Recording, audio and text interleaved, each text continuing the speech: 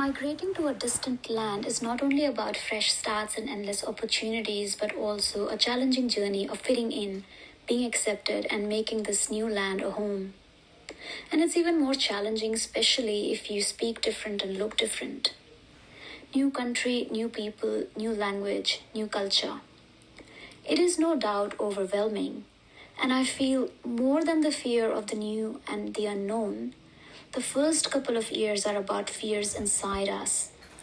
Fear of being judged or whether I'm being made fun of the way I speak or I dress. Unless one overcomes this fear, regardless of how accepting the new place is, one will never become a part of it. First, we must accept ourselves. And this path of acceptance and fitting in brings a lot of experiences that we sit and laugh about in later years. Whether it's misunderstanding or not understanding a slang or a phrase, or an experience where things are done different to what one is accustomed to. Here are a few enjoyable recollections, or I should say learning experiences, that me and my few friends thoroughly enjoy when we meet. The intention is not to offend anyone, but to show how things look from the other side. A Thai student came to me first day, crying, bawling her eyes out. She'd landed previous night, evening, right? And I could tell, she had a stressful night. So, roi ja rahi thi. I asked her, I said, what is the problem? Tell me. And she said, I just want to go back. I just want to go back to Thailand. I said, what happened? Tell me. And she goes, I had just gotten off the plane and this officer asked me if I've come to die. If I've come to die to Australia.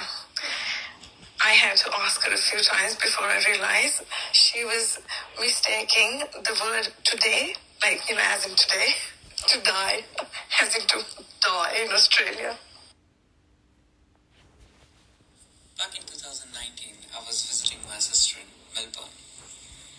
The day I landed, there was a small house party later in the evening.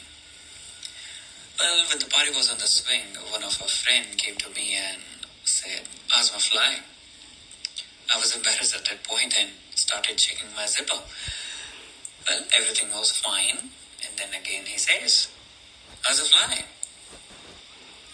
Well, I couldn't really understand him, so I just gave him a big smile and walked away at that point. Later, towards the end of the party, I asked my sister that one of her friends was, trying to talk to me and about my zipper, kept on asking me, "How's my fly? How's my fly?" I was really irritated and confused. And my sister started laughing out really loud at that point. And I was confused, why she is laughing. And then she told me that he was trying to talk to me about my flight, not my zipper.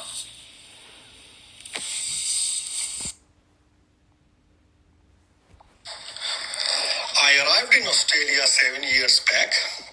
I was from the software development background, and I got a job in this multinational company, big office space and the kitchen.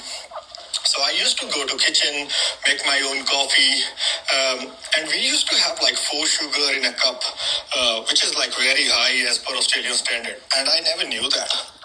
So I started doing it for a while, till one of my friends, from workplace, he noticed that.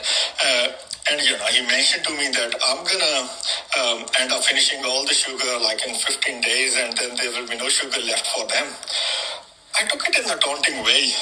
I went downstairs, I bought 2 packages of sugar, I put it in the cupboard so that next time someone asks me, I'll show them, I've got a new one, so it will not be finished. Later on I realized, because it's very high level of sugar, right, and it's not as per Australian standard, he was just kidding to me. So that was my story.